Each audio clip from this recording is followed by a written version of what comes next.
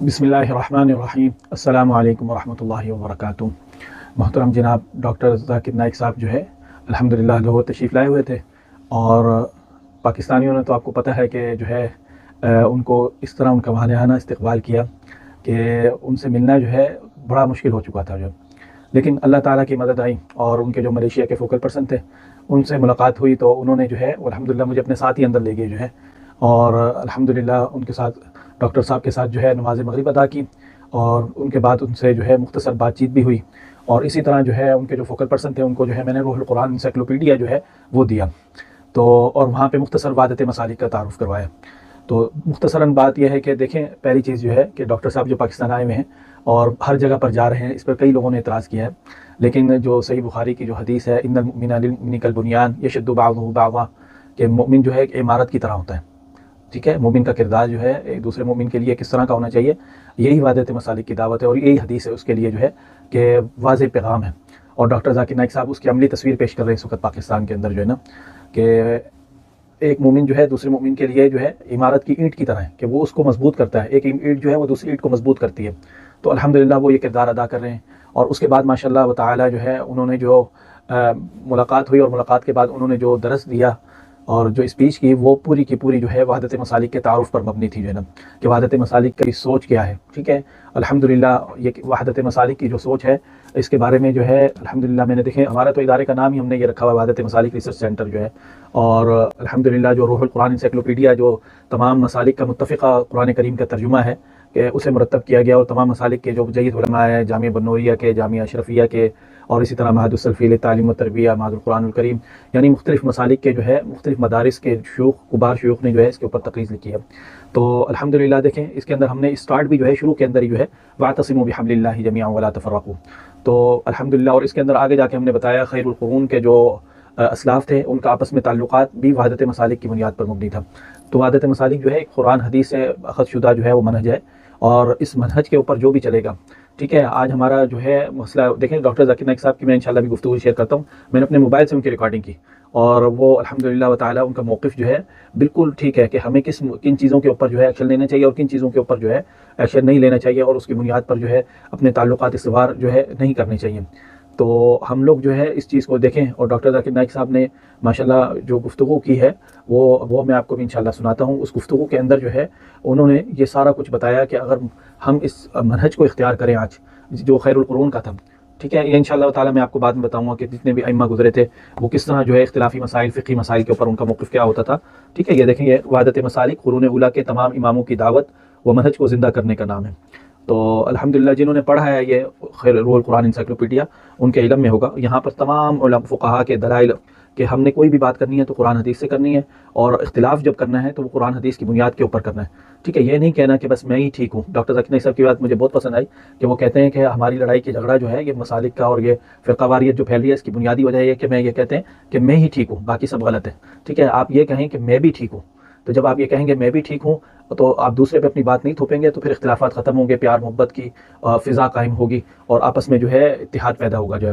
اور انہوں نے پھر اتحاد کی جو ہے اہمیت پہ بھی بتایا، اور وہ مختصر ان کا جو ہے گفتگو ہوئی تھی، اور اس کے اندر انہوں نے یہ ساری چیزیں بتائی۔ تو آئیے ان کی گفتگو سنتے ہیں انشاءاللہ و تعالی، اور یہ مجھے بڑی خوشی ہے اور میری الحمدللہ تمنا پوری ہوئی کہ میں روح القرآن انسائکلوپیڈیا ان تک پہنچاؤں، کیونکہ یہ کام ایک ایسا ہے کہ اگر الحمدللہ و تعالی جو ہے یہ اسے جتنی پھیل جائے تو لوگوں میں بہت آسانی ہوگی کہ ایک تو قرآن کریم کا متفقہ ترجمہ جو ہے وہ، اور دوسرا یہ کہ لوگوں کو پتہ لگ جائے گا کہ جن کو عربی نہیں آتی کہ قرآن کریم پر تدبر کس طرح کر سکتے ہیں، اور تیسرا یہ ہے کہ ہم نے آپس کے معاملات وغیرہ جو ہے وہ کس طرح رہنا ہے، کس طرح رہنا سہنا ہے، اور ہمارے جو اسلاف تھے، ائمہ تھے، خیر القرون کے جو لوگ تھے وہ کیسے آپس میں رہتے تھے، تو وہ سب پتہ چل جائے گا۔ تو آئیے ان کی گفتگو سنتے ہیں۔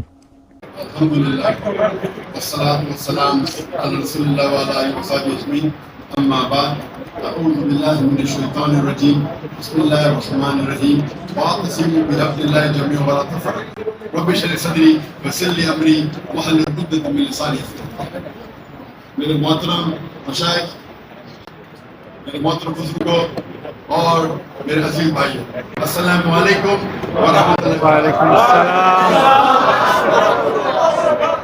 مجھے بے حد خوشی ہو رہی ہے کہ میں پاکستان کی سرزمین پہ ہوں، اور خصوصاً لاہور کی، ماشاءاللہ۔ اور الحمدللہ میرا ایک تصور تھا میں کئی پاکستانیوں سے پاکستان کے باہر ملا ہوں.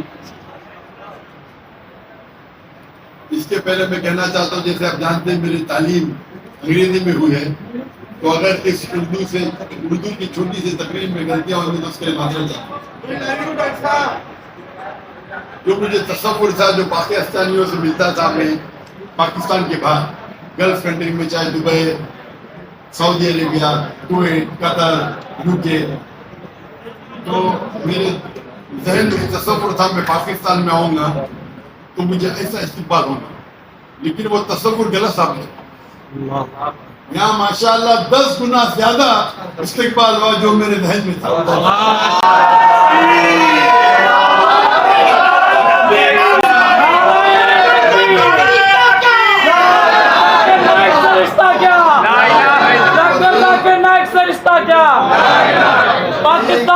خوشی ہو رہی مجھے, جو بہت خوشی ہو رہی ہے کہ جتنے دیگر ہمارے مسلمان میں جتنے فرقے ہیں یا دیگر مذاہب ہے, اکثر لوگ نے مجھے ویلکم کیا.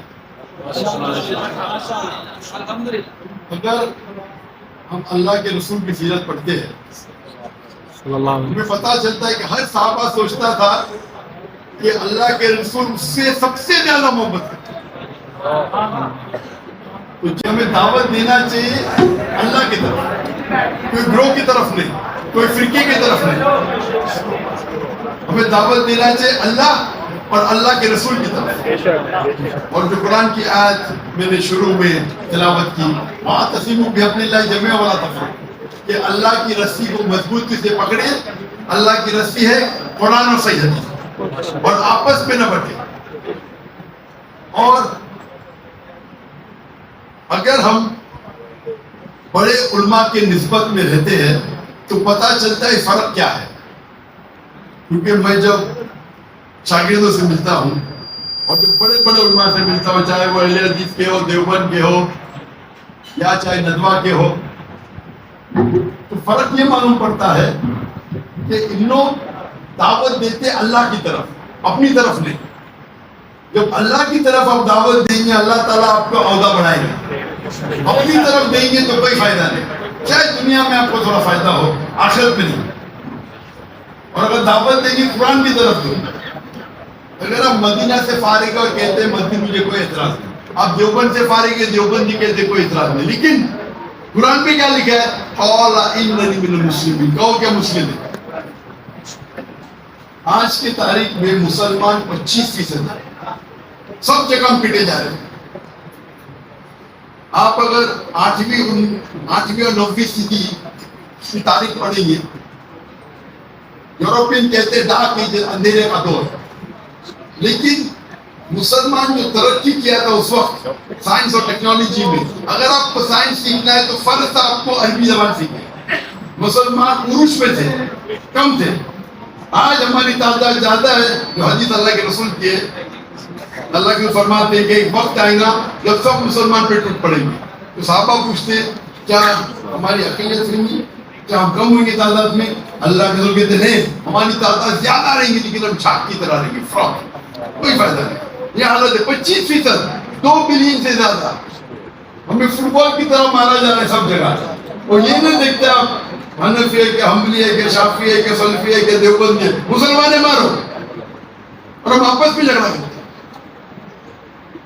اگر ہم ایک ہو جائیں گے اور اللہ کے رسول کی اطاعت کریں گے, قرآن اور صحیح حدیث پہ عمل کریں گے, تو دیکھیں گے ہم پھر سے عروج پہ جائیں گے انشاءاللہ. میں صرف ایک بات کہنا چاہتا ہوں کہ جب آپ دعوت دیتے ہیں, ہم دیکھیں گے جتنے دیگر فرقے ہیں اس میں 95% یکسانیت ہے, 3, 4 یا 5% اختلاف ہے.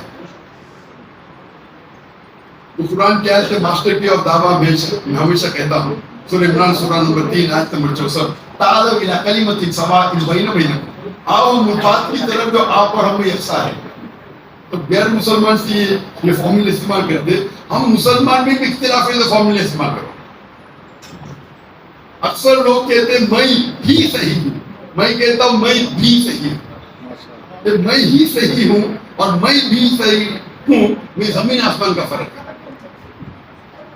اور ایک بات آپ سمجھیے کہ آپ جب دعوت دیتے کچھ چیز ہوتی ہے فرض، کچھ چیز ہوتی ہے افضل مستحب. اکثر جو اختلاف ہے وہ افضلیت پہ ہے. نماز کیسا پڑھنا چاہیے؟ سینے پہ. کوئی کہتا ہے کہ نیچے رکھو. آپ کی تحقیق کہتی ہے کہ سینے پہ ہاتھ رکھو، بے شک رکھو. اس کی تحقیق کہتی ہے ناف کے نیچے رکھو، نو پرابلم. بس دونوں میں یہ نماز تو قبول ہوگی نا، نماز پڑھنے پہ بلا. ہم کیا کرتے ہیں؟ افضلیت کی وہ جھگڑا کرتے اور فتنہ کرتے. قرآن میں لکھا فتنہ قتل سے زیادہ خراب ہے. میں یہ نہیں کہتا ہوں کہ آپ جہاں آپ کو عمل کرنا ہے، میں عمل میں بہت شدت ہوں. آپ جانتے نہیں اکثر ہو جاتا ہوں عمل میں بہت شدت ہوں. کوئی بھی عمل میں ہٹتا نہیں ہوں. تو پینٹ پہنتا ہوں میرا ٹراؤزر ٹھنڈی کے اوپر ہے. اختلاف ہے، کچھ کہتے ہیں کہ سنت ہے، کچھ کہتے ہیں فرض ہے. امام الذہبی کہتے ہیں گناہ کبیرہ نیچے رکھے گا. میں مانتا ہوں گناہ کبیرہ، میں لیکن گھسوں گا نہیں. آپ کہتے سنت ہے، نو پرابلم. ارے سنت فالو کرو. اس پہ جھگڑا نہیں کروں گا، جھگڑا کروں گا توحید پہ.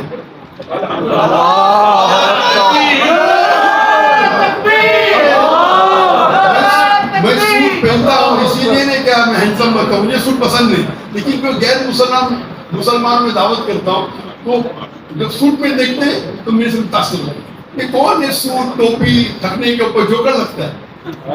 تو میرا کام ہے دعوت دینا. لوگ غلط فہمی کے ٹائپ پہننا صحیح کی نشانی ہے. کدھر بھی بائبل میں لکھا ہے ہمیں کچھ بھی حرام نہیں کرنا چاہیے دعوت دینے کی. ایک بھی نہیں مباح کر سکتے. اور جب آپ دعوت دیتے ہیں خصوصاً مسلمان کے درمیان تبلیغ کرتے ہیں تو افضلیت پہ جھگڑا مت کرو. آپ عمل کرو. آپ کو لگتا ہے کہ سینے پہ ہاتھ ڈالنا صحیح ہے، آپ کبھی بھی نیچے بدل. اس کو لگتا ہے نیچے ٹھیک ہے، اگر علمی بوڑھا بھی کرو، کوئی جھگڑا مت کرو. اگر علم کے بارے میں کسی کو کہنا ہے میں بھی کہتا ہوں، لیکن میں پبلک میں ڈیبیٹ نہیں کروں گا. ہاتھ اوپر مارنا چاہیے، نیچے پاس رفعتن کرنا چاہیے کہ نہیں کرنا چاہیے. نماز کرنے پہ ڈیبیٹ کروں گا. نماز کرنا چاہیے کہ اس پہ ڈیبیٹ کروں گا. رفعتن کرنا چاہیے کہ اس پہ ڈیبیٹ نہیں کروں گا. بند کمرے میں نو پرابلم. تو جو چیز حرام اور حلال کامن ہے، ہم کیا کر رہے؟ ہمارا علمی جو ڈیبیٹ کرتے ہیں دوسرے مسلمان سے ڈیبیٹ کرنے کا تو غیر مسلم کے گھر کیوں وقت جایا کر؟ برابر کہ نہیں؟ ڈیبیٹ کرنے کا تو غیر مسلم سے کرو نا. ہم مسلمان ڈیبیٹ کرتے ہیں. میں کبھی مسلمان سے ڈیبیٹ کرتا ہی نہیں انلیس وہ اپنے آپ کو کافر کہتا. مثال کے طور پہ سلمان رشدی، میں کبھی بھی کوئی مسلمان کے خلاف بات نہیں کرتا. میں نے کہ تو حرام ہے. اور اگر میرے خلاف کوئی بات کرتا تو مسلمان، اور اگر کوئی دوسرے فرقے کا ہے تو میں اس کو میرے منچ پہ بلاتا ہوں بات کرو. مجھے کیا ہو گیا؟ آپ کے خلاف بات کرو، آپ منچ پہ بلا رہے. میں کہتا ہوں قرآن کی کوئی آیت ہی نہیں جس میں لکھا ہوا ہے کہ ڈاکٹر ذاکر نائک کے خلاف بات کرے تو آپ جنت میں جائیں گے. کوئی صحیح حدیث پڑھا ہی نہیں، نہ بخاری نہ مسلم نہ ترمذی میں کہ ڈاکٹر ذاکر نائک کے خلاف بات کرے تو جنت میں نہیں جائیں گے. آپ اللہ کی بات کرتے، رسول کی بات کرتے تو جنت میں. آپ اللہ کی بات کرتے میرے خلاف ہے، نو پرابلم، میرے اسٹیج سے بات کرو. وہ آ کے میرے اسٹیج سے میرے خلاف بات کرتا ہے، بعد میں میرا دوست بنتا ہے. میں کیا کر رہا ہوں؟ پورا اللہ کو اللہ کی ذات کر رہا ہوں. سورہ فصلت میں سورہ نمبر 41 آیت نمبر 34 میں کہ اگر کوئی آپ سے برا سلوک کرے آپ اسے اچھا سلوک کرو. ہو سکتا ہے کہ آپ کو دشمن آپ کا دوست بن جائے.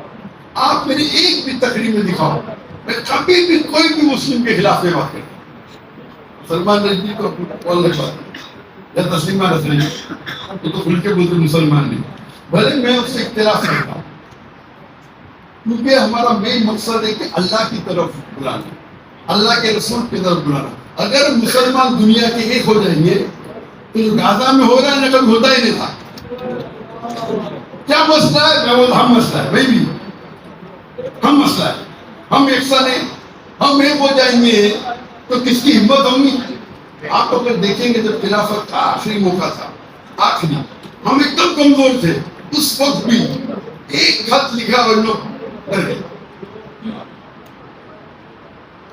ہمیں یقین انشاءاللہ کہ قرآن مجید جب پڑھتے ہیں، قرآن میں اللہ تعالیٰ وعدہ فرماتے ہیں 3 جگہ، سورہ توبہ سورہ نمبر 9 آیت نمبر 33، سورہ فتح سورہ نمبر 48 آیت نمبر 20، اور سورہ صف سورہ نمبر 61 آیت نمبر 9. هو الذي ارسل رسوله بالهدى ودين الحق ليظهره على الدين كله. اللہ اپنے آخری پیغمبر محمد صلی اللہ علیہ وسلم کو بھیجے دین الحق کے ساتھ، تاکہ وہ سارے دینوں پہ غالب ہو، سارے مذاہب پہ غالب ہو، چاہے وہ یہودیت ہو، عیسائیت ہو، ہندوازم ہو، بدھزم ہو، ایتھیزم ہو، سیکولرزم ہو، اسلام سارے دیگر مذہب پہ غالب ہو. اور 2 جگہ لکھا ہے وَلَوْ كَرِهَ الْمُشْرِكُونَ، کتنا بھی مشرک نہ چاہے. اور ایک جگہ وَكَفَىٰ بِاللَّهِ شَهِيدًا، اور اللہ کافی ہے شادی کے. اور حدیث میں آتا ہے، صحیح حدیث میں، انشاءاللہ قیامت کے پہلے ہم مسلمان 7 سال تک ساری دنیا پہ قرآن اور صحیح حدیث کے حساب سے ہم رول کریں گے. تو وہ ایک طنز ہے، لیکن ہم اگر اللہ کی رسی کو پکڑے. تو میں ختم کرنا چاہتا ہوں اس آیت سے جس آیت کو شروع کیا، وَاعْتَصِمُوا بِحَبْلِ اللَّهِ جَمِيعًا وَلَا تَفَرَّقُوا. آپ اللہ کی رسی کو، قرآن اور صحیح حدیث کو مضبوطی سے پکڑے، اس پہ عمل کیجیے اور آپس میں نہ بٹے. وآخر دعوانا الحمدللہ رب العالمین.